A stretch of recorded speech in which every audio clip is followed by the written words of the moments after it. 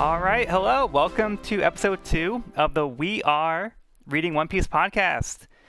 So this episode we're going to go over One Piece Volume 2, Buggy the Clown, which will include chapters 9 through 17. My name is Joel, or I also go by Pirate King Codex, and joining me here today we also have Sean.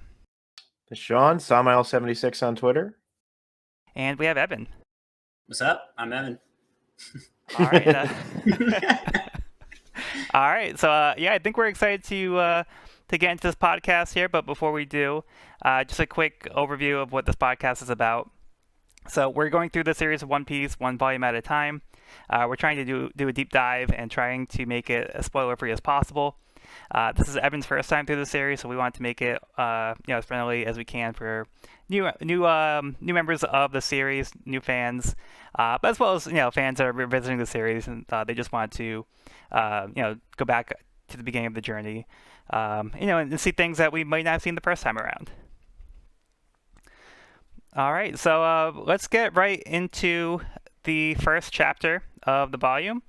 So we're going into chapter 9, which is Femme Fatale. After asking Luffy to team up, Nami explains that she steals from pirates so they both can get rich if they work together. Luffy declines the team up and just walks away. Nami follows him, curious as to why Luffy was so protective about his hat. He explains that the hat is his treasure. Nami thinks that this must mean it has jewels or a map that leads to riches, but Luffy isn't really interested in elaborating any further. We now shift to Captain Buggy, who has set up base on the rooftop of an abandoned tavern after the townspeople have evacuated. Upset that his crew let Nami get away with the map to the Grand Line and is clearly oversensitive about his nose, Buggy uses his mysterious devil fruit powers as he lifts up one of his henchmen into the air. Buggy is revealed to be a clown with a flair for the dramatics, but he's not joking when he orders his crew to fire the cannon on his helpless subordinate. Meanwhile, Nami and Luffy continue their conversation in an abandoned house and explains that he's been separated from his crew member. Nami explains the situation about how Buggy caused the townspeople to evacuate, but Luffy's not really paying attention. Nami tells Luffy that she plans to get her hands on 100 million berries, which is the currency of this world, in order to buy a certain village. Nami's plan is to go to the Grand Line in order to steal from big-time pirates to obtain this money, so she goes again to ask Luffy to team up. She even offers to split their profits 50-50. Luffy wants to know if she knows anything about navigating, to which she responds that she's the best navigator around. This seems like the perfect team up until Luffy mentions that he's a pirate. With this new information, Nami calls off the deal. She is once again interested in the potential treasure Luffy's hat may be keeping. But Luffy tells her that he treasures the hat because his friend gave it to him when he promised to become a great pirate. Nami pauses for a moment on what Luffy has said, but reiterates that she hates pirates more than anything in this world, but loves money and tangerines. Nami sees that she could possibly still use Luffy, so she offers to be his navigator if he'll go with her to see Buggy. Not seeing any reason not to trust her, Luffy agrees to be tied up with rope. Nami hand-delivers him to Buggy and returns the map she stole as a sign of good faith to join his crew. Luffy is thrown into a cage as Zoro makes his landfall in town. All right, so any thoughts on this chapter? Oh boy. They established Nami's character quite effectively and immediately. And she's a great foil to Luffy immediately, just like compared to like the much more straight-laced Zoro, respectively, that she just, these two personalities just clash in just a hilarious and formative way. Yes, Nami finally gets her intro. I was like bummed that this page didn't come in the last issue. Yeah. There you go. First page. I was like, all right. That was like my one thing. I was like, I want Nami to have like her ta-da moment. Oda specifically wrote it for you. Yes. Like, you heard your eventually, feedback. about 20 years from now or whatever, this guy's gonna, So. Yeah. See, Oda's always thinking ahead. Yeah, he's ahead of his time. Always thinking ahead. Yeah. Yep. I was like, that was the one thing I really wish was in the first volume and first page. But yeah, it was a nice intro to Nami and seeing her dynamic with Luffy. They're both so like goal-oriented people. They're both very much thinking about their own goals. Yeah, for sure. And we get a little bit more background for Nami. Just a little bit. We have a better idea of kind of like what her deal is. She says what her goal is and what she's trying to do and why she's stealing this money and why she's stealing from the pirates. So this is basically just a means to an end for her. Buying an island. I mean, that's a tall order. It's a lot of berries. Do we ever? Oh no, we do. We absolutely do see what the berries look like. They look like dollar bills of some kind. Yeah, but I remember when I first read this as a kid. For a while, I literally thought they were just actual berries, like fruits. Yeah, like a giant. You got your devil fruits, and then you got your berries. That's your currency. Right, yeah. Okay. You think these would rot after a while? But... Yeah. All right, I want to share a cell real quick. So other than, I mean, this is amazing. I love money and tangerines. And tangerines. Yeah. So good. But how did you guys interpret this little bubble here? It looks kind of like a little like light bulb going off, but it's a pirate. Yeah, that's the way I interpret it too. It? Yeah. I think it's her being like, wait a second. I hate pirates, but I also know them well, and I think I can trick this guy because he seems like an idiot. Yeah. So it's like idiot pirate. Like, right. I thought that was interesting. Yeah, I was cracking up when Luffy was trying to like catch what Nami was saying, but was only like getting like half the details and like totally mixing up everything. Yeah, he's constantly repeating like, "Wait, what's going on?" Just like, I already explained it to you. Like, so he's like, "All right, so we have to go beat up Nami, the bad guy." She's like, "I'm Nami." It's just the most Buggy's a bad guy. Classic slapstick, but done so well. Yeah, it's just... Yeah, Luffy like has a hard time with names, so I think Oda's kind of explained that like he only remembers names of people that he like really cares about. So a lot of times he just kind of like it kind of goes like in one ear and out the other. Yeah, if he actually remembers your name, you know you've become important to him. Yeah. Sometimes it takes a while to get there, though. It's an uphill battle. And it's a classic thing. I mean, like a lot of characters do it, but I particularly love the angry, sharp teeth design that Nami takes on. Yeah. When she's angry at him, it fits her really well for some reason. It really does. That's also one thing I really like how they do in the anime is when Nami does get mad in the way that they deliver the lines. What'd you guys think of the Buggy reveal? Oh my gosh. Just so good. I didn't think so I don't like clowns. I have borderline coulrophobia or whatever it's called. But more so for you. It's more so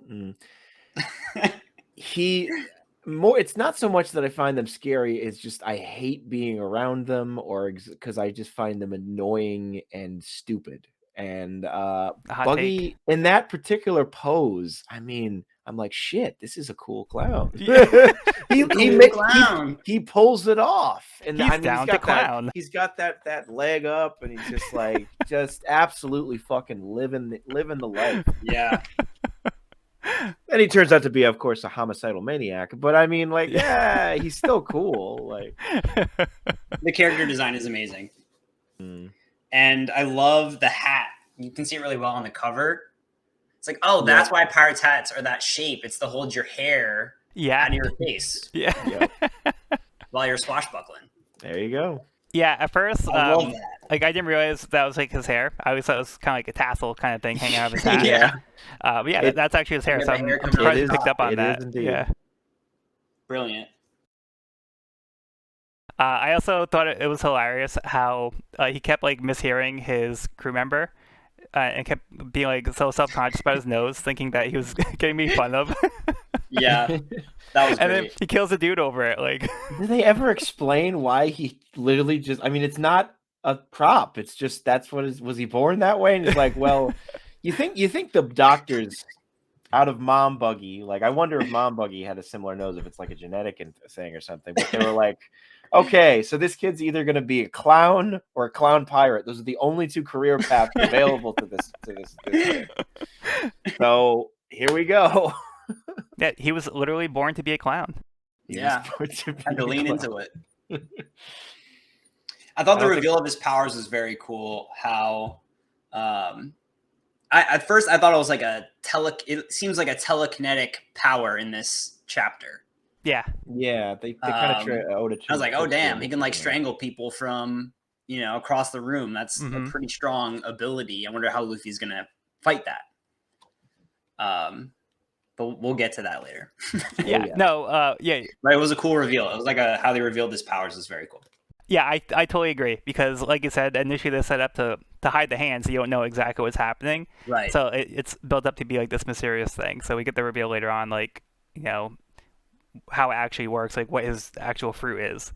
So yeah, I think that was a cool way to first introduce the power. Yeah.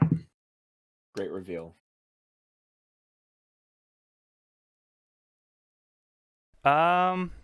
Okay, yeah, and then also I want to talk about how we start to get this introduction to this theme of like how treasure is different for each person, and how like treasure doesn't have to be like gold and riches. It could be like something that's more like personal or sentimental to you. So we get that with the Luffy's hat. We saw like a panel in the last volume about how he was protective about his hat, and we see he goes into a little bit more why it's so important to him, and like everybody around him just seems to like think there's a catch to it. Oh, it's so important to him because it leads to like an actual like treasure that we could sell and get money off of it. So like there's that constant theme of like that's not the only kind of treasure that there is. Right. Yeah, everyone assumes it's like a material thing. Exactly. But yeah, I think that theme Oda makes really clear in this volume. There are multiple references to that throughout the whole volume. Yeah.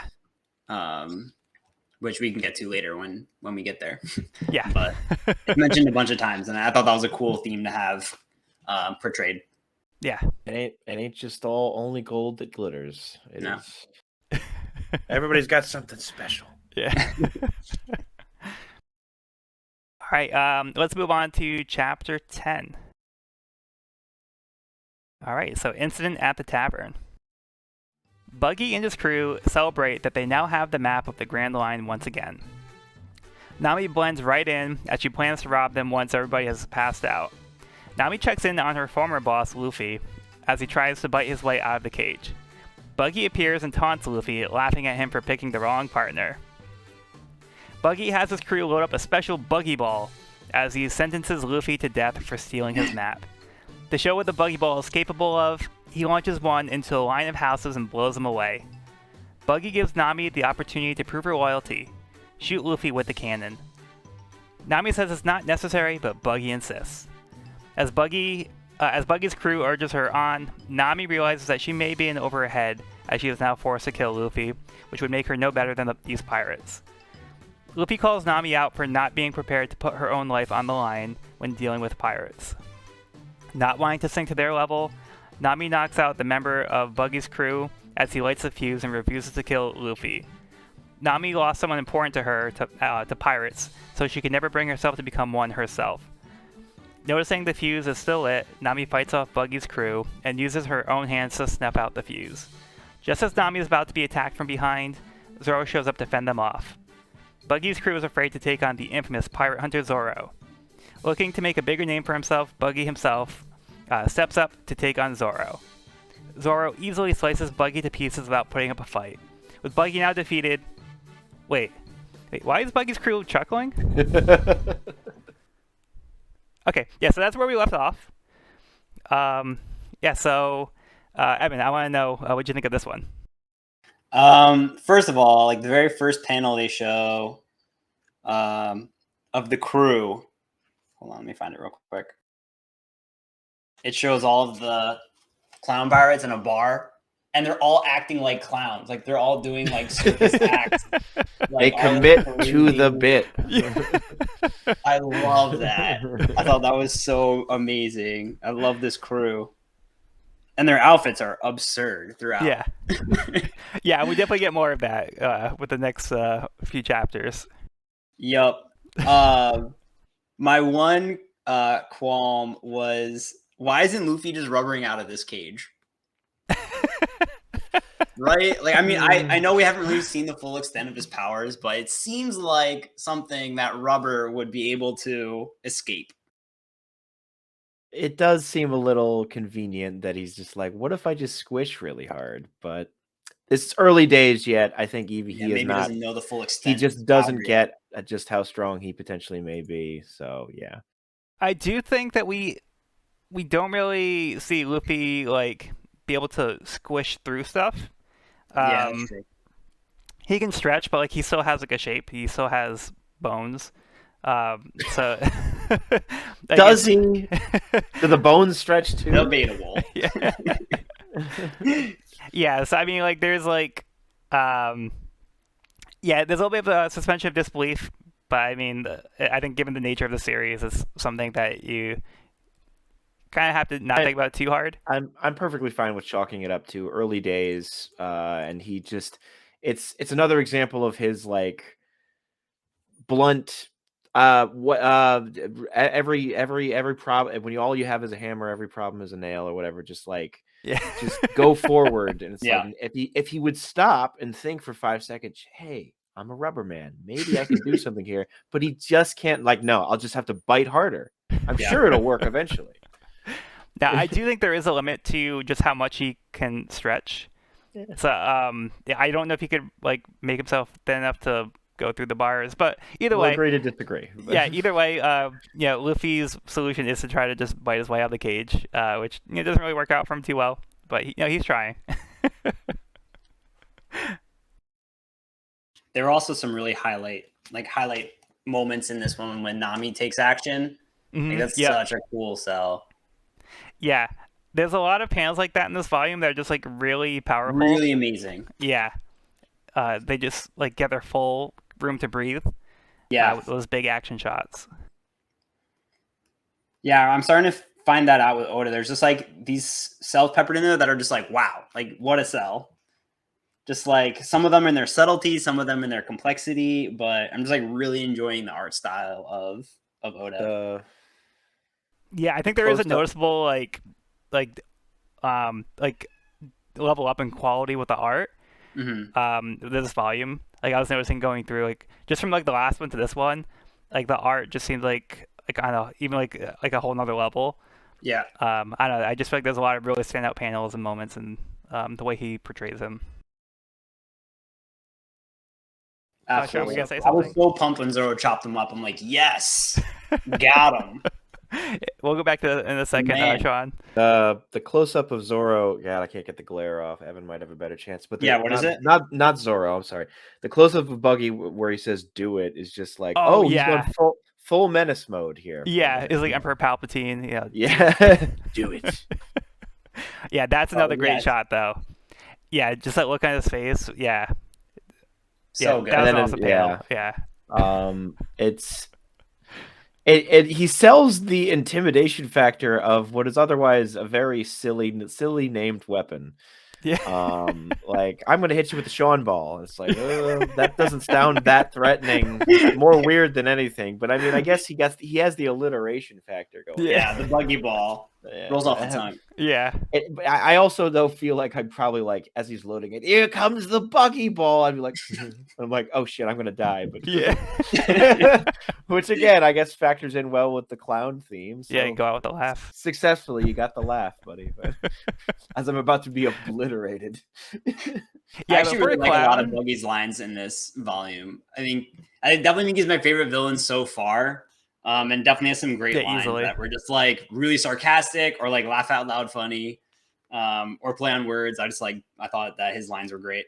It feels like the first villain that isn't kind of just like the first 3-dimensional villain. It's like, like the various varieties of like 1-dimensional, 2-dimensional characters. I would put Morgan as a pretty 1-dimensional character. Alvida as a pretty 1-dimensional character. That doesn't mean they're bad characters, but they kind of serve a singular purpose of just being like, I'm super ego all the time, Morgan, or I'm super ego all the time, Alvida. They're kind of one and the same in a way. Whereas Buggy is more layered, like an onion. Yeah. There's the humor, there's the gimmick. He's committed to the gimmick far more than Alvida or Morgan ever did.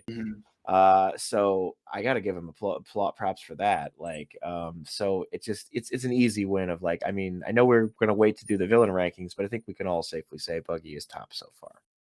Easy for me, like easily. And our first new double fruit user. Yes. Oh yeah. Mm-hmm. Which at this point I still thought he has like telekinesis powers. Mm-hmm. Yeah.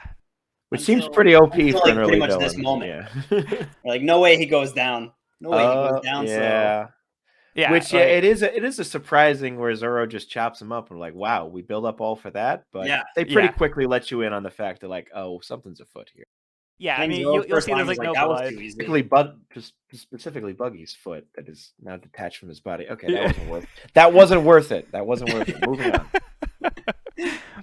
Yeah, but that is a great panel too. Just seeing him get sliced up like that, and yeah, it's pretty shocking. But then it's like you also see there's no blood, so you know there's probably something up here. Something's up here. And then like you see his crew laughing. So we get some pretty strong indications here that that's not the end of Buggy. Zoro makes another badass entrance in this chapter also. Man, yeah, for a man with making a habit of those badass entrances. For a man with no sense of directions, he knows how to get in at the right moment and do something cool. Cool dude. Which it's not really a spoiler to say, but have you seen there's the new One Piece video game? I showed Joel, but in the new One Piece video game coming out, when you're playing as Zoro, the mini map does not appear for you.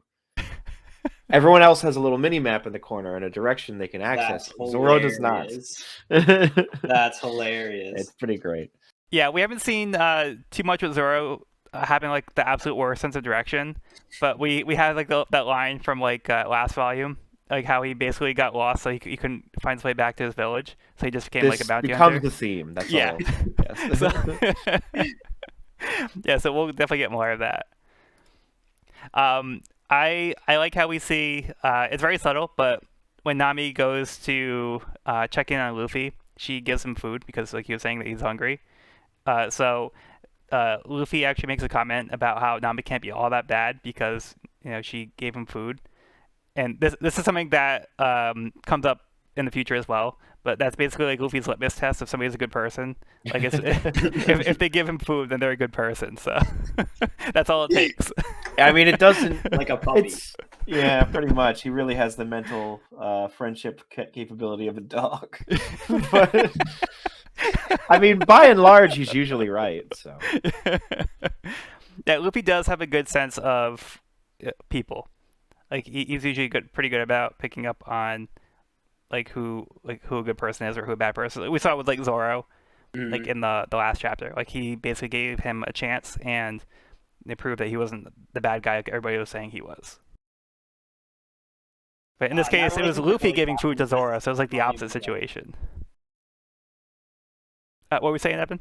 Sorry, I didn't mean to cut you off. I was just saying that like Zoro's and Luffy's relationship really blossoms in this volume, I think. Yeah. Yeah, for sure. Everyone's yeah. It's they're starting to already feel like more of a crew, even if they're only two people. Yeah. Zoro keeps stepping in at the right time. And I mean, later in this volume with the duel that happens, I feel like there was a lot of like respect there, which was pretty cool. Yes. Yeah, for sure. But we'll get to that. Are we gonna talk about these Vikings? Oh yes. Oda's Viking fascination. Oda's obsession with Vikings. Are you going to talk about that? Yeah, if you want to. Yeah, I know on the Viz website, they did have like the little end of chapter stuff on there. I was reading the Viz versions from the website for these volumes. But yeah, I know they're going into like a little bit of the history with Evic the Viking. Yeah, that was kind of fun. There was like 3 or 4 tidbits in this one about the history of Vikings and how they were a type of pirate that Oda really appreciated, and that his favorite pirates were Vikings. And I thought that was kind of an interesting little side story. Yeah, and they go into a little bit here about how he was inspired by that cartoon that he used to watch when he was a kid, yes. like Vic the Viking, and how he was kind of like outsmarting the people around him. But yeah, so we get a lot of that inspiration in the series, and we'll see more stuff in the future as well. Little tidbits here and there about this inspiration, but yeah, I think it's an interesting thing to note about what this series had on him. Dragon Ball is an obvious influence as well. So he's a Toriyama fan. Yeah, there's a lot of different influences, and it's really interesting with the SBS questions that we'll get in the future, because he does point out when people notice things that he was influenced by. Like he'll go over and be like, "Oh, I'm surprised you noticed that." Like, and then he'll go into details about how like he was really interested in this one thing, and yeah, so there's a lot of different inspiration that he'll have in the series that we'll get later on. Cool. Yeah, I like the little tidbits that he adds in. It's nice. A lot of times it's just like a drawing or something, but sometimes it's like some cool little blurb. Yeah. And then I also like this the speech that Luffy has with Nami, basically calling her out about not being prepared to lay her own life on the line, and it makes her kind of like second guess herself, because she always has like the worst. Basically, she tries to see the worst in Luffy, and then Luffy just keeps having these moments showing that he's not as bad as Nami keeps making him out to be. Just because he's a pirate, he's a different kind of pirate than what she's used to dealing with. So when he calls out Nami about not being prepared to lay her own life on the line, we do see that Nami does actually go and put her own life at risk, and she basically is ready to get killed by Buggy's crew by not killing Luffy, and she tries to put out the fuse with her own hands, so she puts herself at risk. And luckily Zoro does show up, but we do see that that character growth from Nami. Yeah, she's not just the one-dimensional thief. Like she could have booked it out of here and taken the map, taken the whatever. But she's like, okay, wait a second. Or she could have been brutal and just killed Luffy. Like wrote it off as a necessary step to her further goal. Right. Maybe in the moment it would be awful, but this is what you got to do. But she didn't want to go that far. She didn't want to cross that threshold. Mm-hmm. All right, so let's move on to the next chapter. Chapter 11, Flight. After defeating Buggy, Zoro shifts his attention to getting Luffy out of the cage. Meanwhile, Buggy's crew begins to laugh harder, which Nami notes as being odd. Suddenly, Buggy's severed hand stabs Zoro right in the back. The hand floats as Buggy begins to reassemble himself, revealing that he has the Chop Chop fruit. Buggy boasts that he can't be killed by being sliced and how he missed Zoro's vital organs, though he landed a serious injury. Zoro is disappointed with himself that he came to save Luffy, but is now in trouble himself as Buggy's crew cheers their captain on. Luffy shouts that Buggy was fighting dirty by attacking Zoro from behind, and calls Buggy Big Nose. This gets Buggy angry, so he launches his hand at Luffy's face to stab him, but Luffy quickly catches the blade in his teeth and breaks it. Luffy proclaims that he's going to beat Buggy, but Buggy laughs us off. Luffy tells Zoro to run as he fights off Buggy's attacks. He seemingly has a plan in mind, which Zoro catches on. Nami thinks that Zoro is just abandoning his captain, but Zoro makes his way over to the cannon, lifts it, and redirects it directly at Buggy and his crew. This launches the Buggy Ball right at them, and it explodes. Luffy introduces Nami to Zoro as their new navigator as they plan on how to get Luffy out of here, but Zoro just decides to do things his own way by lifting the entire cage and carrying Luffy. Nami is confused that a pirate would risk himself to save a friend. The smoke clears, but Luffy, Zoro, and Nami are gone, along with the key to the cage. Buggy sees this attack as a declaration of war. Alright, Sean, what'd you think of this one?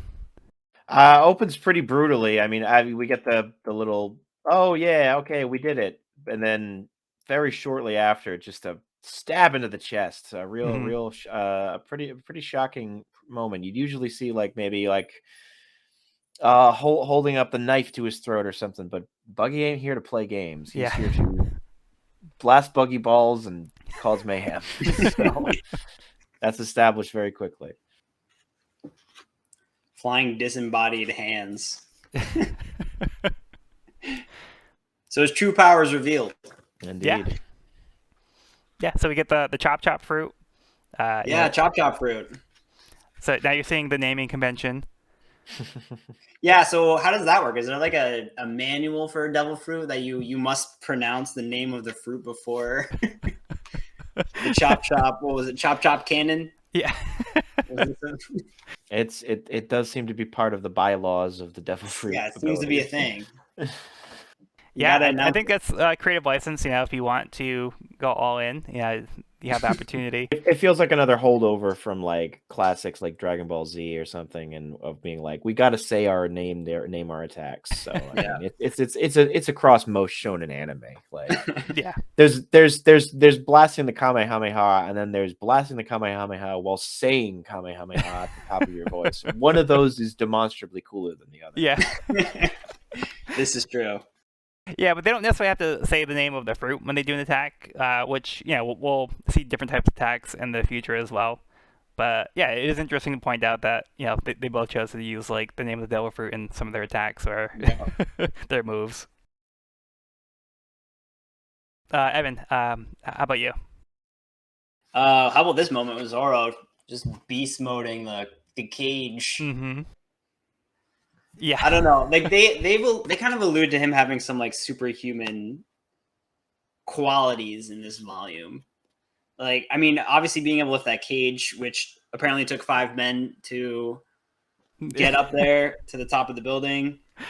But then later in the volume when he's injured, and I don't know, they keep alluding to that, and I don't know if it's like planting a seed that maybe he does have some kind of superhuman qualities that haven't been revealed yet. But I don't know, I'm curious to see if that becomes a thing or if he just is a very resilient human, you know? Yeah, I think it's mostly just to kind of build him up and show like how tough he is compared to everybody else. Yeah. So like you said, they compared him to like 5 other people had to lift this cage before, and he's able to do it by himself. Mm-hmm. So I think they're just showing he's like that much better than everybody else with it, like how strong he is. And he has a gaping wound. And he has a gaping wound, yeah. In this same frame, Luffy says, "Zolo, don't do this. Your guts will squirt out." I love his response. He's like, yeah, if it falls out, just shove it back in. Shove it. Just. Oh, my organs. Daddy needs you. Stay in your home. Yeah, good thing he's not a doctor. and also to speak upon Luffy and Zoro's relationship developing, they have that moment when Luffy tells Zoro to run, and they kind of like make eye contact and kind of have like an unspoken conversation, and Zoro like acknowledges what Luffy wants just by looking at him in the eyes. Yeah, it's kind of a cool, like their relationship's growing pretty quickly, and they have a strong bond, which I think is very cool, and it's fun seeing them fighting together and, you know, growing stronger together. Yeah, they're very in sync, which very in sync. Yeah. Yeah, I think it is surprising that he did pick up on this, because like I wouldn't have like understood that's what he meant. Right. It's like run means go over to that cannon, flip it over, and shoot it back, and then we'll grab the cage and we can just go. It's like, yeah, I got that all from the eye contact. It was a lot to absorb, but they pulled it together. But I do think that's an awesome moment where he goes over and he lifts the cannon. He just like flips it over. Yeah, that's a cool moment too. And yeah, and going back to that page you were showing with just like the art again, like I feel like that's another one of those panels where it's like there's like strong lines with like the way he does it for those panels, and like you can just like feel the intensity from those types of moments, and you can just this one. Yeah, exactly, right there. Yeah, you can see like just like how strong like his like muscles are bulging and stuff, and like how much like he's like exerting himself here. Yeah. Yeah, there are moments in this volume where they do more shadowing or like do increase the art quality for certain pages and certain sections, which I found pretty cool. It was like it happened multiple times, which I thought was nice. Yeah, one thing I'm noticing again is like the paneling is a little bit simpler still. There's like quite a few panels where there's not really any backgrounds. It's not really a complaint. I think it's just like a note for like the early stuff, because I feel like that doesn't really happen so much in the future. Like the panels become like crazy detailed, but he also gets like assistants and stuff. So I think that's going to allow him to focus more on the foreground stuff and have like the assistants do more of like the background work, so he can focus on getting like a full picture. Mm-hmm. Well, that's encouraging if it only gets better, because I'm really enjoying it at this point. Yeah. I love on page 17. It's just a pure grit and determination where Zoro says, "Don't give me any lip about it." His eyes are in shadow, and like the shadow on his neck is just like Man, that feels like straight out of a friggin' 90s Marvel character, by like, but in the best way, like just like. Argh! Yeah, that's a good one too. That's what you're talking about, right? Yeah. Yep. Yeah, that's another good panel. Yeah, with the deep set eyes and the shadows. Yeah, that's really cool. All right. So, any final thoughts before we move on? We're in the end game now, or where things are getting. Or if not in the end game, then we are certainly in the mid game. Things are getting serious. And Buggy, as he says, he's not clowning around anymore. Things are escalating. Yeah. So, is he ever not clowning around by virtue of being a clown? I mean, I guess it depends on what you define as clowning, but like, I don't know. I think the clown doth protest too much. Like, we'll see. All right. So yeah, let's move on to chapter 12, Dog. Oh, dog. Buggy is getting serious as he calls for lion tamer Moji to go after Zoro. Still carrying Luffy's cage, Zoro collapses in the street in front of a dog. Nami catches up to them and thanks him for saving her. So she hands over the key to the cage that she managed to steal. Before being able to grab the key, Dog eats it. Mayor Boodle of Orangetown arrives and tells Luffy to stop picking on the dog Shushu. Boodle takes Zoro to his home so he can rest. Boodle then returns and explains that Shushu is guarding the pet store, but he comes by to feed him because he won't leave his post. Boodle goes on to explain that Shushu's owner was an old friend who owned the store, but had gotten sick and passed away a few months ago. The mayor remarks that he believes that Shushu is aware that his owner isn't coming back, but sees the pet store as his treasure, so he protects it. After a heartfelt moment, they suddenly hear a loud roar in the distance. Lion tamer Moji arrives on his giant lion Richie. Luffy provokes the animal tamer as he displays his mastery over all animals. Refusing to give up Zoro's location, Moji orders Richie to attack Luffy, which frees him from the cage, but he is then sent flying into some nearby buildings. Since nobody could survive that attack, Moji proceeds to look for Zoro, but Richie is distracted by the pet food. The only thing standing in their way is Shushu. Alright, who wants to start with this one? Shushu. Sounds like I'd go with you to start with for now. What do you? Shushu has captured your heart. Yes, indeed. That backstory is gripping. It really is. Yeah, I'll let you go ahead with It that really one, is. It Yeah. really kind of plays at the heartstrings a little bit. But I mean, what a cute little character, this dog. Yeah, I'm not gonna lie. This story gets me like every time. Yeah, it got me too. Yeah, and if you haven't checked out the anime yet, Evan, I would say maybe watch the first few episodes, and including this one. Totally. Like I feel like the music definitely like helps with this too, and like it gets me emotional. Like Shushu is such a good dog and such like an awesome character. But I did want to point out that with the spelling, it looks like Chow Chow. But yeah, it is pronounced Shushu. I believe it's like a French term. That's the influence for it. But yeah, it's pronounced Shushu. And then another thing I wanted to point out was that there is a translation error over here where it says Really? that Boodle is the mayor of Port Town. Mm-hmm. But it was saying in the original text that he's the mayor of the Port Town. The actual name of the town is Orangetown, so it's not Port Town. Okay.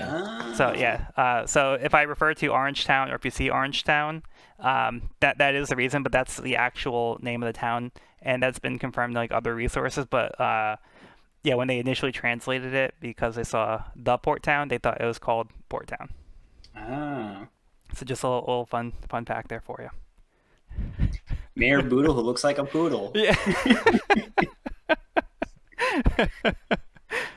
Yeah. So Evan, do you have any other thoughts on what we get here with like the Shushu backstory? Well, this is also our intro to Moji, or I don't know how to pronounce it. Yeah, Moji. Yep. Yeah. What a character. Right. This lion gets a lot of extra shading. Yeah. Too. They Yeah, went when all you out on see the that, lion. yeah, when you see that kind of artwork, I believe that's because those were originally colored panels.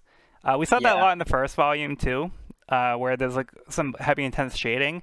But yeah, I think it's only because they printed in black and white that was actually in color. Hmm. So something to note on that too. But yeah, I love how Zoro he received this massive injury and is bleeding out, and they're like, just go sleep it off. yeah, Just go It'll lay be down, fine. It'll take be a nap, fine. you'll be fine. Like that was how they solved him bleeding out. yeah. Like just go lay down. No actual Video game medical attention. logic. Yeah. How about you, Sean? Yeah, I mean, I love how long Shushu's face is. It's just like a great, Yes. it's just such a great dog drawing. Like, it's both cute, but also like there's a soul behind those doggy eyes. Yeah, he's so cute. And So he never cute. really changes expression, but you can also tell when he's like even more determined than usual. Yeah. So it's very, very cute, but also strong. And also in Choo Choo's backstory, they mention that like the shop is his treasure and like the memories of the shop and stuff. So it was going back to the theme that you brought up earlier about treasure being not necessarily, riches and gold, but Yep. think just something that's important to somebody. Right. Yeah, basically that's what Shushu has at this point. Like he lost his owner, who was like the most important person to him. So this is like the last thing he has to remember him by. So he values it and he stands guard. Just make sure it's being safe, and he's just a good old guard dog. And then it's really sweet that Boodle, still making sure that Shushu's being taken care of. He comes in and checks on him and feeds him every day. But Yeah, like I don't know if you noticed this one, but this lion walks up and he's just chilling, like yeah. unfazed by the Yeah. massive lion approaching. Yeah. Does not care. He's doing his job. Yeah, we definitely get some wacky designs in this chapter. Costume, this is my hair. Oh yes, with ears. There were ears. That's one of my favorite like lines in this whole chapter. It was just It's like the whole pretty- conversation it's about pretty like his great. hair. Watch your hair. And Luffy's like, "Oh, that's even weirder." That's even weirder. Yeah, that's even weirder. Yeah, that is. It's a look. It's a look. Yeah. Also, when Moji talked about how he's like so great at taming all animals, and then like right away, like Shushu just fights him. Gets bitten. But it's just like so like passing, like blink and you miss it, because it's just like the one panel they don't like address anything. It's just like a straight up gag, but it's just like so funny. Oh, also the lion's name is Richie. Like Yeah. like who? How do you translate that? Like, was that like? I don't know. Like that made me laugh. Like I thought that was a funny name for the lion. Yeah. But like, how is that translated from the original Japanese? Like I don't know how they would do that. That one I couldn't tell you. Yeah, that one I didn't look up. Like who makes that decision? Who's like, yeah, we're gonna call this lion Richie. I mean, I'm guessing Oda. Right? Maybe it was Litchi in the original, but I doubt it. So I guess he just went for it. Yeah. Well, whoever made that choice made the right choice. Oh, absolutely. Yeah. But even though they're bad guys, I still feel for Moji and Richie a little bit later. I do think that they do have a strong bond.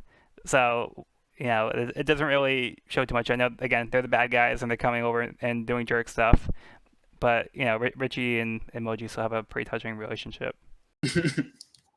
I think Luffy also is proving his ability to push the button, like to push people's buttons. Like he always brings up the one thing that makes them insecure, like in this situation with his hair, and with the clown, he brings up the nose, and like Alvida, he brings up her looks, and with just like he has like a tendency to push the button of his opponent and like just get them riled up.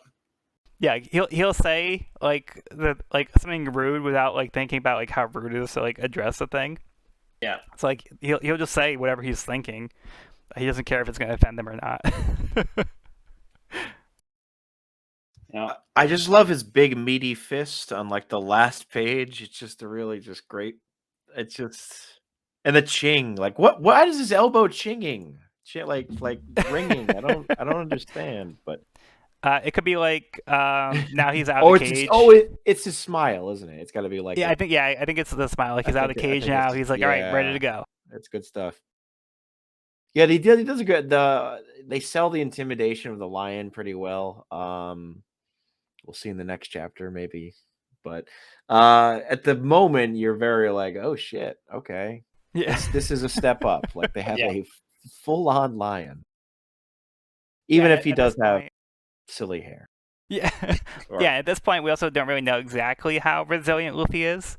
I mean, we have a pretty good idea, but like we don't know like the limits. But we basically kind of see he's like unscathed at this point. Yeah, when the disembodied hand came flying at him through the cage, I was like, oh shit, like that could probably pierce him. But then he catches it in his mouth like a badass and shatters it with his teeth. Because that's Luffy. He's got some strong teeth. Sure does. He was chewing through that cage earlier like it was corn on the cob.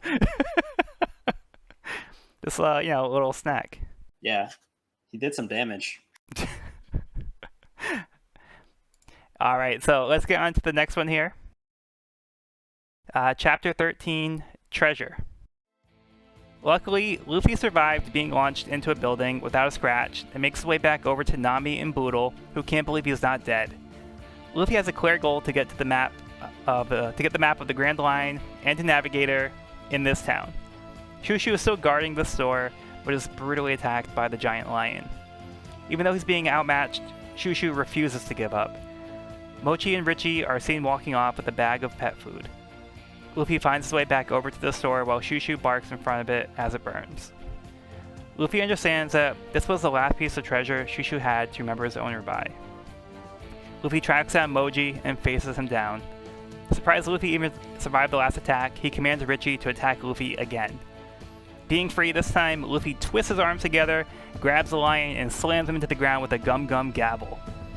Now seeing Luffy has a devil fruit, Mochi tries to back out of the fight, apologizing to Luffy and offering him treasure. Luffy isn't interested. It's too late for apologies. Furious that Moji burned down Shushu's treasure, Luffy grabs Moji and pummels him into the ground with one punch. As Nami and Boodle see the destruction caused by Moji, how Shushu is left without the pet store, Nami's angry at the damage that they caused. Pirates are all the same.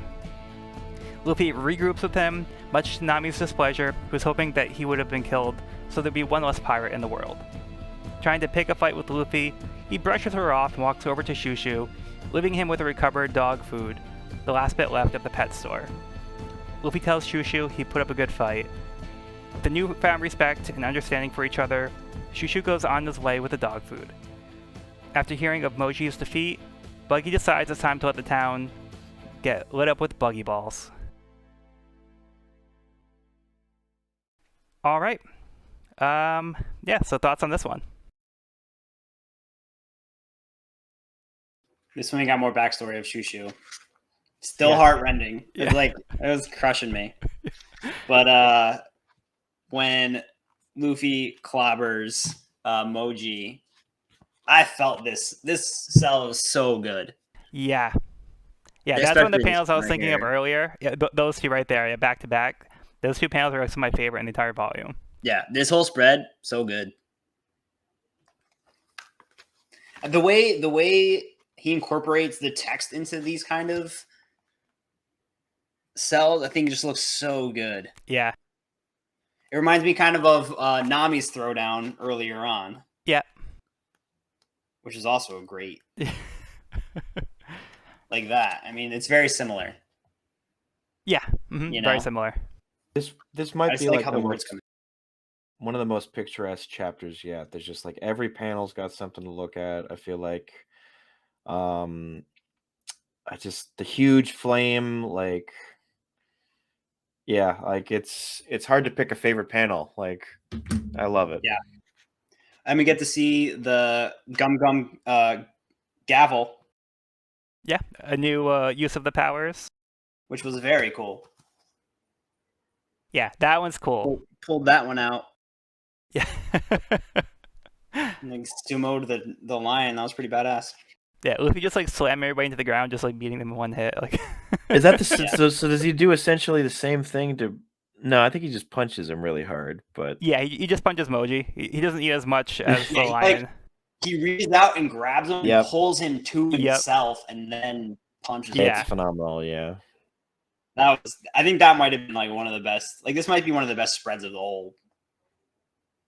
Like I don't know. Yeah, I just felt that one. No, that's my favorite. Yeah.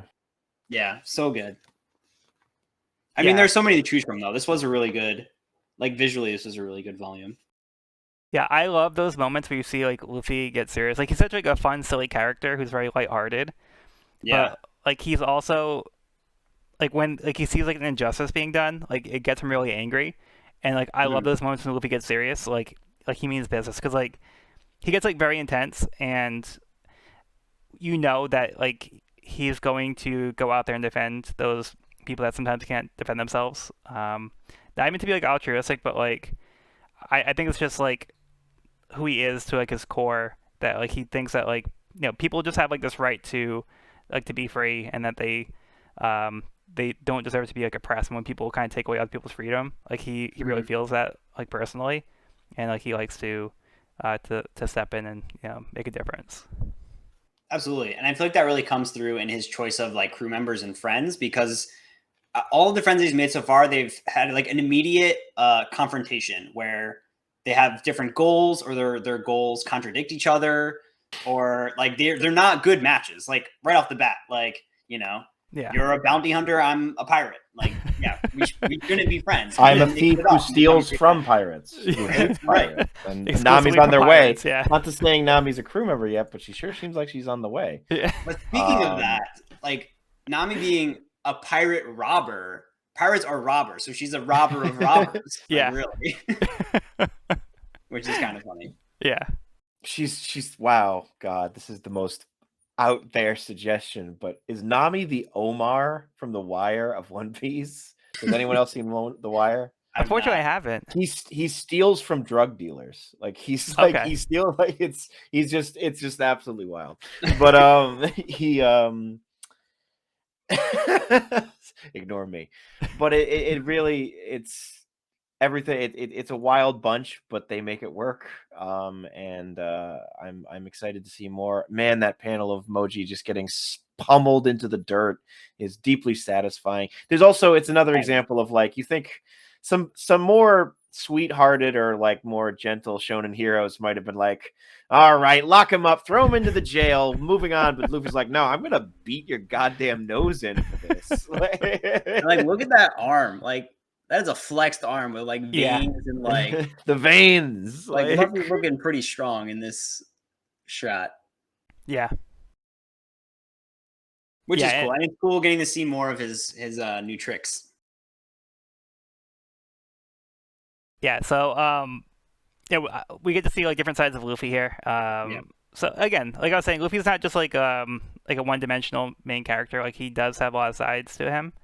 They don't always shine through, but he's a lot more complicated than he seems at first glance. Yeah. Oh, okay. So I had a thought. I should have brought this up at the beginning of the podcast, but when I opened the book, they give you like this little like intro thing. Okay. And when I saw Luffy side by side with Shanks, I noticed that like both of their scars are on their left eye, and I wonder if Luffy, if that was a conscious decision from Luffy to kind of like he was showing his toughness in the first volume, but also Shanks is like someone he looks up to and is kind of his mentor and almost like a fatherly kind of figure, it seems. Maybe they weren't that intimate, but he definitely looked up to this guy. And I wonder if, because the fact that they both have the scar on their left eye, I wonder if that was kind of like him paying homage to Shanks and being like, I'm tough too. I can be a pirate like you. I don't know. Just a thought I had at the beginning of this volume. Yeah, I've never thought of that, but that very well may be the case. He could have been like, yeah, I want to be like Shanks. Here, he has a tough scar on his eye. I have a tough scar too. Yeah, right. So I've never thought of that. I almost, and I wonder if it's something that like if Shanks was like, "Hey, so did you do that because?" and he would deny it as a kid, like, "No," but inwardly he'd be like, "Yeah." Yeah. Yeah, he would never admit it. Yeah. Yeah. That's adorable. Yeah. Well, and Yeah. also slightly violent, but what are you gonna do? It's a little intense, but As far as kid we pirates got go. matching tats. Yeah. But yeah, watching Shushu get like attacked by Richie, that again, it Unpleasant. gets me It's hard every to time. watch. Yeah. Unpleasant. Hard to read. Yeah, like I always like hate when like animals get like attacked in movies and stuff. Yeah. But yeah, like it's hard. The good thing is, Shushu survives. He's okay after everything's said and done. He puts up a good fight. But yeah, it is hard to see like Shushu getting beat up by such like a bigger opponent, like who's so vicious. But yeah, luckily, Shushu makes it through. Thank God, because I don't know what I would have done if he didn't. End of podcast. Yeah. Yeah. I'm done. Yeah. That's where I draw the line in One Piece. Oda is cruel, and I am not reading anymore. But yeah, also when he's like barking in front of like the burning building. Yeah. That makes me like pretty sad there too. Pretty That was sad. But yeah, it's so touching to see how Shushu and Luffy now kind of like have this like new understanding of each other. Like that they're kind of like they just get like each other. Mhm. So they had like their conflict like earlier, like like Luffy was like trying to like shake the key out of him and stuff. Idiot, But... yeah. So they didn't get along at first, but then yeah, Luffy like respects him now, and now they made up. Now they're pretty close. Luffy's first interaction was he was like, "Is this dog even real?" And so he Yeah. poked the dog in the eyes and gets attacked and bitten. Yeah. Like, yeah, you asked for that one. Yeah. That was pretty funny. But then he ends up being super badass and avenging him. I thought it was clever how they did the like grayed out cells for the flashbacks. Yes. Yep. I think that looked good, and it was like pretty seamless. You pretty instantly knew. Yeah, it's clear you're going to That's what that flashback was. mode. I think Yeah. in the future he also puts like a black border behind the panels like on the page. Yeah, I think so too. But yeah, usually it's very clear when there's like a backstory going on for a flashback. Like even here, like it's just the subtle gray shading that differentiates. Yeah, just I kind of thought that throw it in worked between really the other well. panels. Yeah. Yeah, in this scene, Doom. Yeah, that's what I was saying time. before. Like those dramatic effects, like you'll see like the doom. Yep. Yeah, uses text to like great effect. Like even like in the very next cell, like this ta-da behind Luffy. Like he uses it to like frame scenes really well, and I think that I'm noticing that I'm really liking it. And I think it's a really cool style. On page 6, when Moji is taunting Shushu, he has the most punchable, hateable, smug face. You don't know when to quit, and it's just like, oh, I'm gonna rip your hair off, asshole. I have known people with faces like that, and they are universally assholes. Just so. But I think that just kind of goes like another like credit to Oda for like great character design. Mm-hmm. Like he makes it so like it's just like a character. It's like you just want to hate him. Totally. Mission success. Yep. Okay, yep. We're going on to chapter 14, Reckless. Moji is not in good shape, but he returns to Buggy to tell him that Luffy beat him, not Zoro. In an attempt to warn him about Luffy's devil fruit powers, he tries to get the words out that Luffy is a rubber man, but only manages a weak rub man. Buggy thinks Moji was beaten by Monsieur, which would ruin their reputation if word got out. Shushu arrives at the settlement of the refugees from Orange Town. When the people see Shushu return without the mayor, they start to become concerned. Nami is starting to see that Luffy isn't like other pirates. She apologizes, which Luffy accepts, knowing that someone close to her was killed by pirates. Now, even more riled up than ever, Boodle yells out that he can't take this anymore. He's ready to take matters into his own hands, which Luffy encourages. Boodle tells him how they built this town from the ground up 40 years ago. This town and its people are Boodle's treasure, and he'll do anything that he can to protect it, even if it means giving up his own life. Out of nowhere, a buggy ball blasts right past him and knocks him away, as well as the mayor's house that Zoro was sleeping in. Zoro is alive, but Boodle runs off to go take care of Buggy. Nami's worried about the mayor's well-being, but Luffy likes him, so he'll make sure that he doesn't die. Luffy says that they're going to steal the map back and that Nami will come to the Grand Line with them. Nami agrees to join up, but won't become a pirate herself. Boodle arrives at the tavern and calls for Buggy. Luffy, Zoro, and Nami aren't far behind as they make their way to get back Buggy and his crew. Alright, so anybody have any strong thoughts on this one? That opening is, I think, the funniest joke of the series so far. It like, I forgot about it when I reread it, and I'm like, holy shit. You're attacked by a Masua. Our reputation will be ruined. It's just so stupid, but so funny. Yeah. So good. Yeah, that was cracking Buggy me has up. some great lines in this volume. That boy must have used some diabolical rubbing technique on him. What a great scene. It's so good. He's got like the strongest massages in town. Arguably too strong. You wonder how he keeps the business running. But... They're to die for. He does say it, so he does manage. Moji manages to say "Rubber Man" at the end, but by that point, no one's listening. They've already run out. No one's listening. It's like, oh, he tried, but yeah, that's a good one. That was good. We get the theme of treasure again with Boodle saying that the people in this town are my treasure. Mm-hmm. I think Oda's really, really driving that point home in this volume. Yeah, this has got to be like the fourth or fifth mention of that. Specifically. On thick. Well, I don't know. I mean, I think it's a cool theme. It's a good. I'm sure it'll carry throughout the series, which I think is cool. This is a pretty wild spread. Yeah, that's a cool one. I took my time looking at this one because it takes a minute to kind of figure out what you're even looking at. But I think it's really well done. It looks really cool.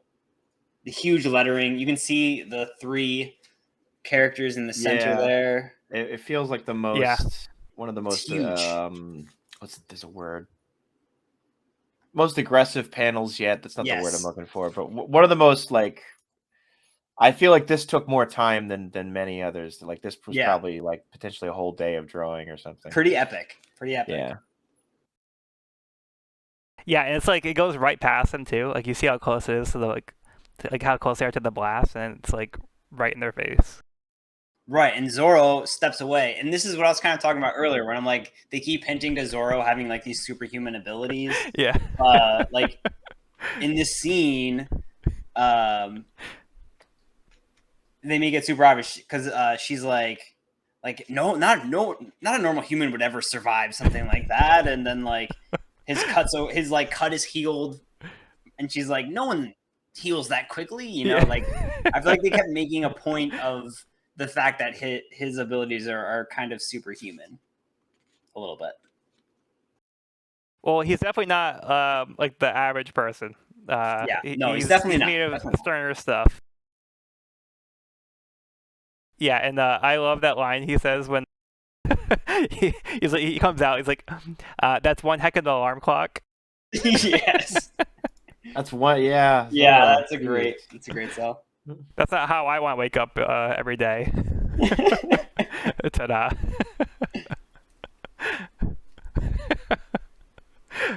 Yeah, I'm loving Zoro's really just built these different. cells though, with that text kind of just like framing that character. Yeah. Like that kind of seems to be a stylistic choice that I'm seeing more consistently, and I love it. I think it just I think it it looks really good. I'm enjoying that a lot. Also in this scene, Nami unofficially becomes a crew member. Yeah, that's a good way to put it. Yeah, she kind of tries to keep her foot in both worlds, but is Yeah. still like, all right, I mean, I guess, okay. Let's just say we'll join forces. yeah. We'll team up. I'm not really gonna be on your crew. I'm not gonna be a Yeah. pirate. I feel like that's kind of all of Luffy's crewmates. Yeah. You know, they're all kind of hesitant to join up, but then once they get to meet Luffy, they then decide to join up. They realize, wait a second, this guy's the real deal. Even if this guy's not your average pirate. He's not. Yeah, and their way of life beforehand wasn't being pirates. It's not like they were like on other pirate crews or anything. Like they had their own way of life beforehand. Right. Like Zoro was actively hunting pirates, and Nami was actively like stealing from them. Like that was like her natural enemy. So it's not natural for either one of them to have tried to become a pirate. So that's definitely an interesting turn of events there. For sure. This chapter ends on a great sell. It's like the team getting ready. Yeah, that's cool. I love like Zoro in the background there too. When he like ties up the bandana. Yeah. That's like when Zoro gets serious. It's like in the Pokemon anime when like Ash like turns his hat. He turns it backwards. Yeah. Let's go. but cooler. I also love how Luffy tends to just encourage people, even though it's not exactly like for their own safety. Mm-hmm. So we saw him like egging like Kobe on, before, like Sam Talbita, like that kind of thing, and then like how Kobe, stood up to Helmeppo and was like ready to risk his life, and now like he encourages Boodle to go fight for himself, even though Luffy knows he doesn't stand a chance against Buggy. He encourages Boodle to go after him. I was gonna say to an extent. Yeah. To an extent. As we'll see in the next chapter. Yeah. Man, it's good. Yeah. Sorry, go on. There's a panel I'm looking for. Yeah, no, just when Zoro the one heck of the alarm clock panel. It's a great. Even just being woke up, he still strikes a cool pose. Yeah. Almost like. It's like, and anyone else would just like, I'd be like sprawled out on my stomach. This and one be again? Like, what? Drool coming from my mouth. Yeah. Yeah, that's all. It's good stuff. Just effortlessly cool. Effortlessly cool. Effortlessly cool. Absolutely. Yeah. That's Zoro though. Like Zoro is definitely a cool character. Yeah. Yeah, he has some more cool stuff coming up too. All right, so I think we're ready to move on. Let's go on to chapter 15, Yeah. Gong.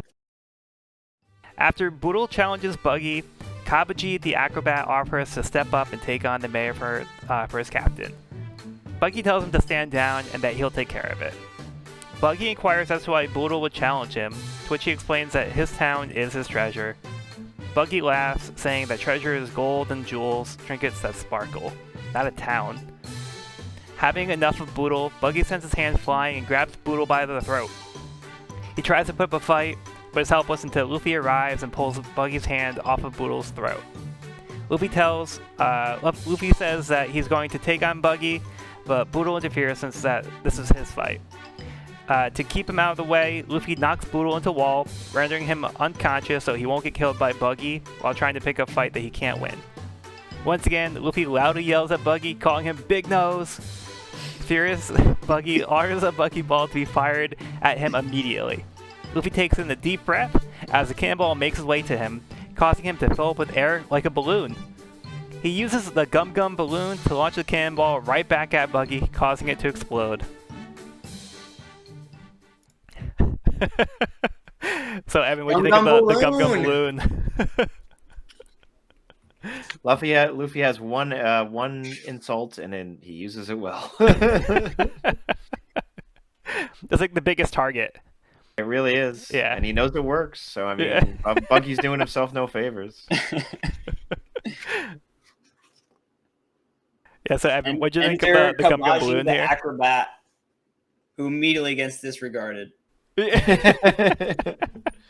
Hey, he tried his best. But hey, I saw him pull that sword out of his mouth, and I was like, Zoro is gonna have to fight this guy. Yeah. Another Oh, swordsman, yeah. like it's It's written in stone. Like Yeah. these two are gonna Preordained. duke it out. You got to give Zoro his designated opponent for the arc. So Right? Can't be the best swordsman in the world if you're fighting pirates all the time. You gotta fight some swordsmen every once in a while. Sean, what'd you think of this chapter? It's great. I mean, I. It is weird that Kabaji gets this cool intro only to immediately for like Buggy to be like, never mind. We'll see you next chapter, buddy. But but I mean, there's a lot of great close-up faces. The mayor's really just, I mean, no hesitation. He starts. I love the. What are you trying to beat me by punching yourself in the throat?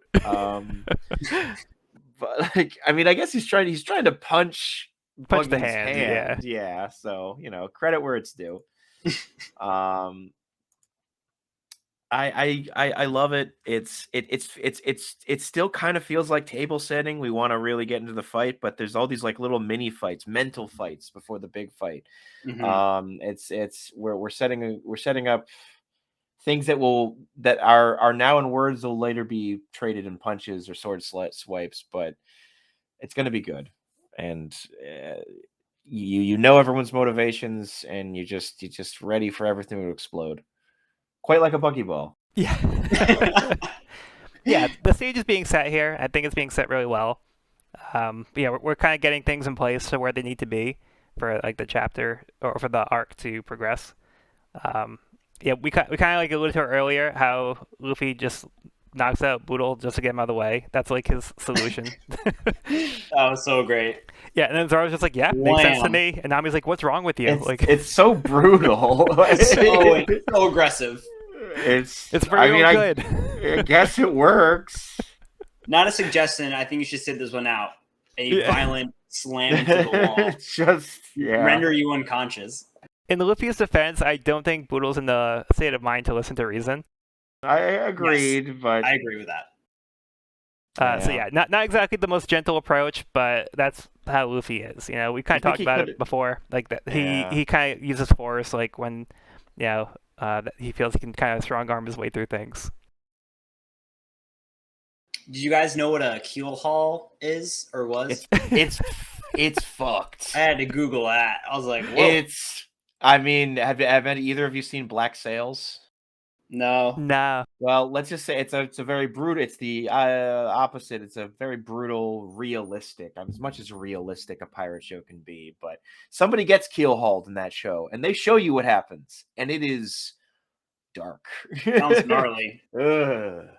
For those of you who don't know, keel haul, the definition is to haul under the keel of a ship as punishment or torture. Because they reference it here in this cell. He's like, keel haul me, which I'm guessing is like, like color me blue, or like, I don't know. Yeah. Like some kind of expression, a pirate expression. Yeah. Or like blow me down, or like, something like that. Yeah. We're still at the early stage. Yeah, you were dragged under and scraped against all the barnacles and crust in the ship, and you'll die. You just die. Yeah. Like, it's a death sentence. But yeah, sorry, Joel, you were saying? Yeah, I was just saying it's still like in that weird stage where they're like leaning into like the pirate talk. Yeah, like that does kind of lessen. You're right as we go on. Yeah, it still feels like very early translators trying to it feels like, tell like a pirate story. Mm-hmm. Oh, I didn't. Is it a more of a translation thing, or is it more like kind of Oda being like, well, I guess I did advertise a pirate manga. I should be really piratey about it. Yeah, I don't know what the original translation was, so don't get me wrong. It very well could have even just said that literally, but I don't know. It just kind of struck me as like leaning into like more like the pirate talk. Yeah, like a pirate jargon. Yeah, but yeah, I just kind of feel like that kind of just goes away eventually. So, my initial impression is it's probably just like how they decide to translate things. Any other thoughts on this one? Balloon. I mean, that was pretty cool. It's our first time seeing that move. Yeah, that's a good one. We also see another instance where Luffy is basically baiting the situation. Like, he very intentionally makes fun of Buggy to cause him to attack him. So this is basically his strategy. So Luffy's trying to, like, he knows what he's going to do. So Luffy tries to outsmart Buggy by baiting him to attack him with a cannonball, and he knows he has this capability to just bounce it right back. So he shows that the cannonballs kind of don't really affect him. And basically just like disarms like Buggy's like strongest attack. Like this has been like his go-to move when he's trying to show his force. Now like Luffy basically just kind of takes it off the table, where it's not going to help Buggy and it's going to just be a detriment if he tries to keep using it. And I love how in that moment Zoro's like, "Yo, you could have like told us that was the plan, so that we didn't have to like freak out when he launched a Buggy ball at us. Like hit the deck. If you could have just like mentioned that, maybe we wouldn't have like stressed out that we were gonna die so much." No. This is Luffy had to show off. Yeah, that's not his style. I love that and this is Nami's reaction. Yeah. Yeah. Yeah, again, like Nami has some great faces. What are you? It's so good. One of his more visual transformations. Yeah.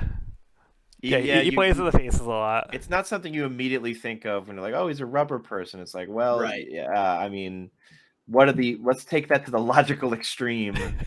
And it's like, he's also a balloon. I'm like, really? Yeah, it works. It works. Yeah, it works. Yeah, again, like that inventive use of that rubber ability that people would dismiss right away. Like Luffy's finding different creative ways to use it, to kind of encounter these different situations and how to use it to his advantage. And now, Sean, did you have something you wanted to add in here? No, that it's a great chapter, but I'm ready to see Kabaji in action. I think. Yes. It's good stuff is on the horizon. Wait till the next chapter. All right, so let's move on to chapter 16 versus Buggy's crew. Buggy managed to survive the blast by using some of his own crew members as human shields. Kabaji uses Richie as a shield from the blast. There's a bit of fighting between Kabaji and Moji as he is now regaining consciousness.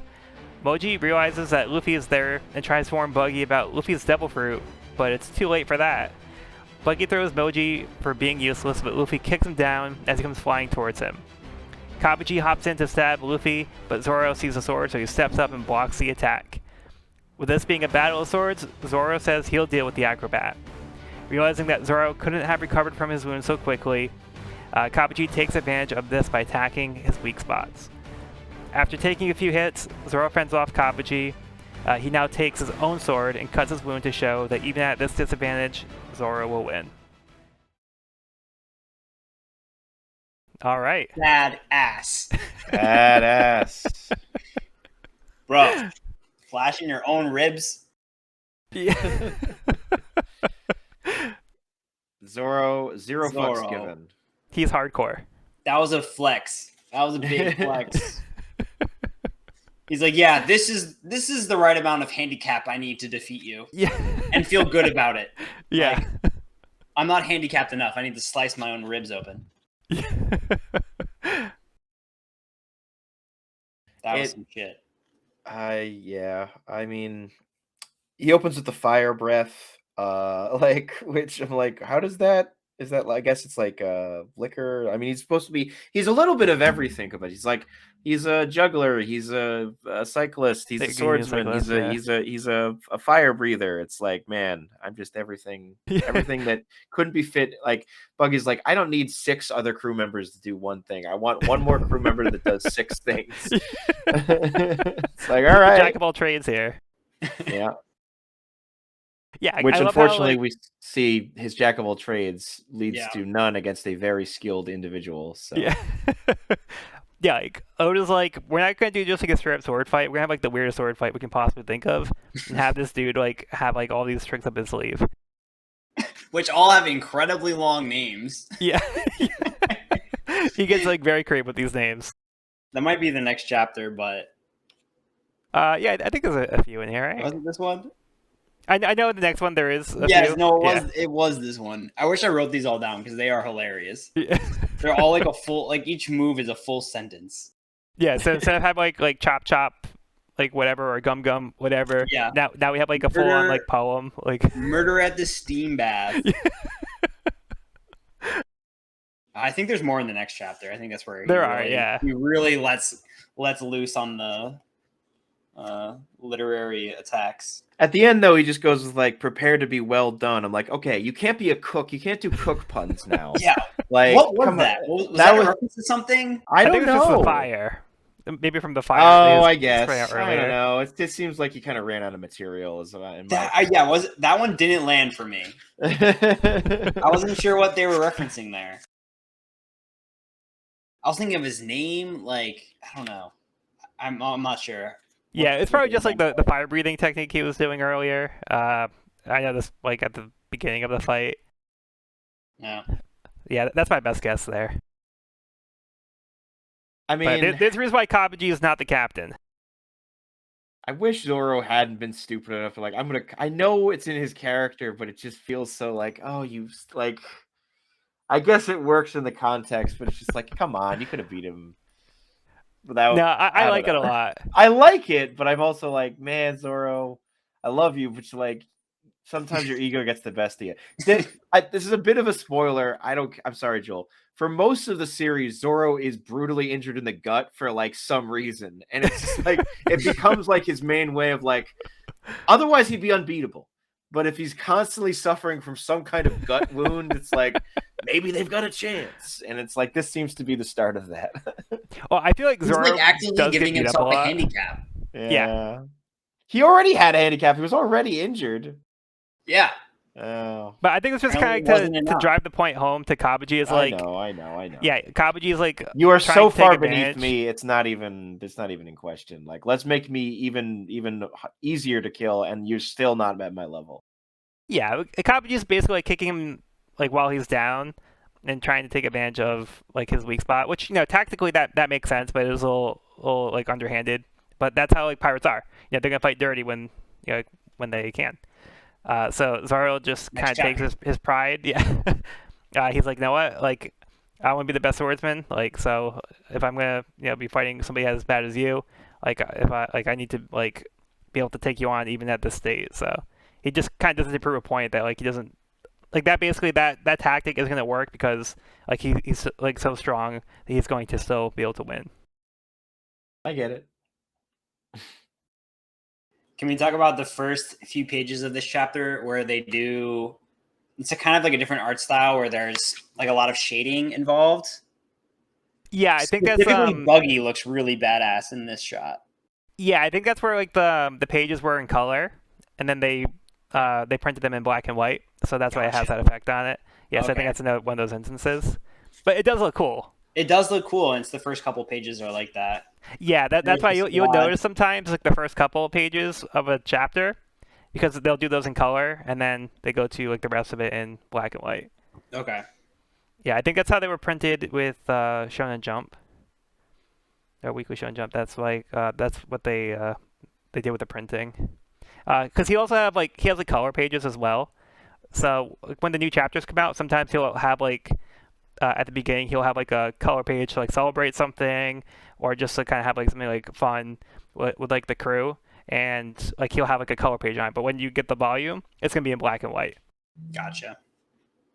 And like the backgrounds, like you notice from from volume 1, the background we talked about, how like the one that we're using is from volume 1.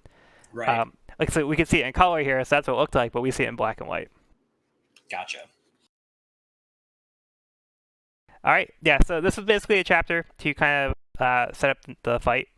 So let's just move on to chapter 17. Yeah. High level, low level. Zoro stands firm, announcing he can never lose to anyone who calls himself a swordsman. After all, if Zoro loses here to someone like Kabuji with only these light wounds, he might as well give up on becoming the world's greatest swordsman. Nami tells Luffy she'll head over and grab the treasure from the shack that's being where it's being locked up, while he gets a map of the Grand Line from Buggy. Kabuji uses an assortment of tricks and circus maneuvers to fight Zoro, which Zoro successfully fights off. Buggy attempts to throw his hands to hold Zoro in place as Kabuji attacks from above, but Luffy stomps on his hands before he reaches Zoro, telling him not to interfere with their fight. Zoro states that he's tired. Tired of Kabuji's circus tricks, Kabuji agrees to show his real sword skills, but Zoro takes him out with an onigiri attack. Having successfully beaten Kabuji, Zoro passes out and tells Luffy that he's going to sleep now. Luffy demands Buggy to hand over the map as he's going to be the king of the pirates. Shocked, Buggy says that would make him the god of the pirates, but the One Piece will be his. Luffy is eager to fight and gets ready to take on Buggy. Before beginning their fight, Buggy says that Luffy's hat reminds him of red-haired Shanks. Alright, so that's the end of chapter 17, which is the last chapter of the volume. We're getting some cliffhanger. Cliffhanger, some questions like, oh, what's Red this? hair. Who do we know with red hair? One character named that. Named exactly that. Red hair Shanks. But specifically with the hat, that was like that. Right. So if we put those two clues together, I think we have a good idea who it is. Just maybe. Pretty Yeah, clear just cut. maybe. Yeah. Yeah. So, any thoughts on this one? I love that he couldn't come up with a cooler name for his drop attack than Sting of the Unicycle. Like he couldn't do like falling blade or blade from the sky. It's like, oh, well, I've got a unicycle, and I guess this is sort of like a stinger. Like, what does the unicycle have to do with it? You could do that just by jumping. Like, I don't know. No, but I love how on brand really it is. get his long attack names. Yeah. The dance of 100 kamikaze tops. Yeah. A hike in the mountains. Fireworks in the cool summer breeze. Like Fireworks. I mean, that one's He pretty got some great. good ones. That sounds like an indie movie. over the top. All a mouthful. Yeah, he's got some good ones in this chapter. Yeah. Also showing the dishonorableness of like Buggy interrupting this duel between swordsmen with, I'll just hold him down. I'm like, well, you jerk. Who would have guessed Buggy, an asshole? I never would have seen it coming. This is a great sell of Luffy stepping in. Yeah, that's an awesome panel. So good. Good stuff. Good stuff. Yeah, I bet they use this tactic on a lot of like lesser like pirates or like just regular people. Yep, so they like, get away with it. Yeah, so they could pull that off, but like now they're up against like tougher opponents. It's like, yeah, that trick's not gonna work on us. Yeah. Nope. And I think it's cool that Luffy like gives Zoro the space to have this duel. You know, I feel like there were many times where Nami's freaking out, like Zoro's not looking so good. He just cut himself wide open, like he's getting kicked in the cut. But Luffy's like, no, just give him a second. He's okay. We got like this is what he wants. And I think Luffy like gives him like respects that and gives him that space for that, and then steps in when he needs to. And I think that was pretty cool. Yeah, for sure. Yeah, Luffy over here is respecting Zoro's capabilities. He trusts his crew member, and he knows that Zoro needs to prove himself as a swordsman. So, like, if Luffy interferes here, basically he's telling Zoro, I don't think you're good enough to be the world's greatest swordsman. So, Luffy trusts his crewmate to hold his own, and he knows that Zoro's confidence is not just for show. Like he can back it up. Yep. And he throws out the onigiri. Yeah, that's an awesome panel right there. Which is very cool. But I'm pretty sure that onigiri is a rice ball. Yeah. It's a couple things. It also is like a demon, sort of, I think. This says like the Oni. Yeah. Oni is a demon. Yeah. But I don't know what giri means in that. Yeah, it's in the red, but yeah, you're right. I don't know. I've been making rice balls for years and calling them onigiri, so I think there's a little bit of there might be a bit of it. There might be a joke in there as well. I think there's a joke in there. Idea. Yeah, so onigiri is a rice ball. Pictures of rice balls. Yeah, so it is a rice ball, which is actually interesting because that's what Zoro was offered by Rika. That was a donut. That was a donut. Yeah. But yeah, So yeah, onigiri is also like a rice ball, but I like yeah. that theory though. With the dirt rice ball that he ate in the first volume. That's his That's now what gave him the That's his power. move. That's pretty cool. That is pretty cool. That's kind Maybe of that's why cool. he's so superhuman. Like the rice ball gave him that Wow. that strength. Wow. I never thought of But yeah, slight spoiler that hasn't been revealed yet. So if that does get revealed by the end of the series, we're calling it here first. that. Yeah, right. We nailed it. First on the spot. Oda's looking up from on high like, they got it. We are watching One Piece, got it. Yeah, so yeah, I think we have a good fight here. Yeah, pretty straightforward. First fight that really feels like this is a team fight. Even if they're not actually fighting together, this is like, oh, the crew is really coming together now. Even if it is still technically mostly Zoro and Luffy, but it's like you can see flashes of the teamwork they'll have in the future if it's already this good. Yeah. There's already a great sense of camaraderie between the two of them, and they really seem to know each other's thoughts in the heat of battle, which is pretty cool. Yeah. Yeah. But then it makes me excited for future battles, if they're Yeah. already at this level of comfortability with each other.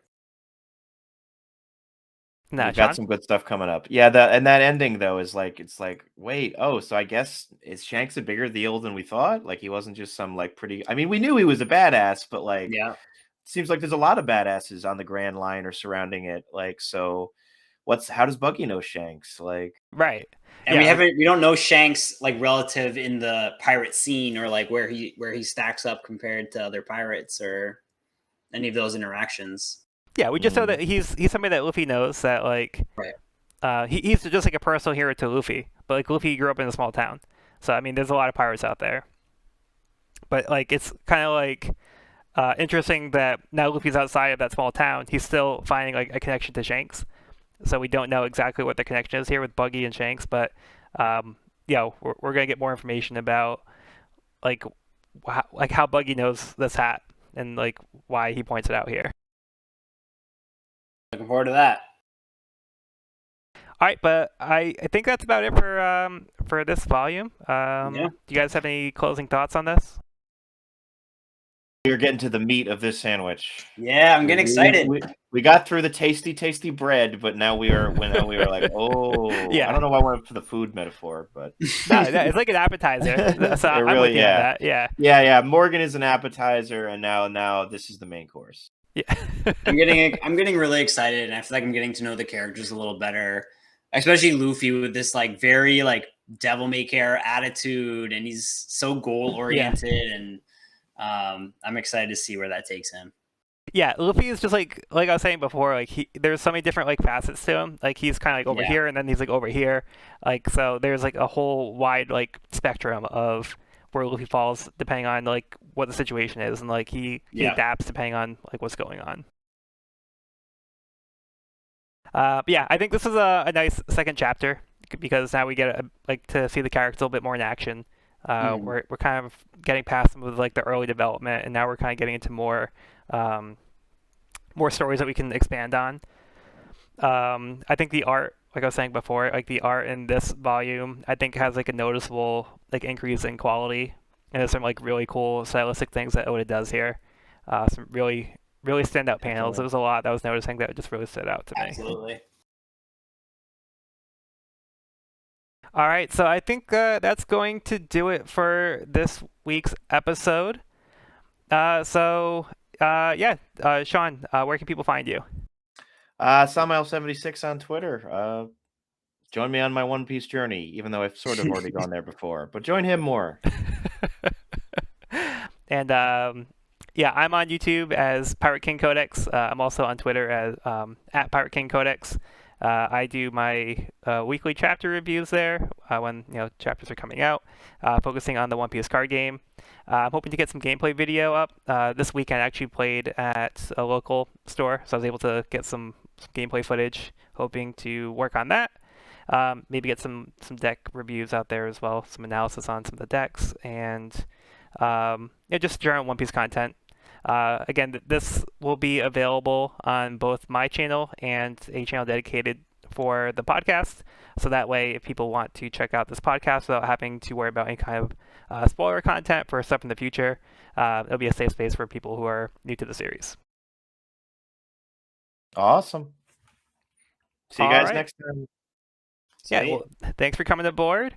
Be sure to bring along all of your hopes and dreams, and we'll see you in the next episode.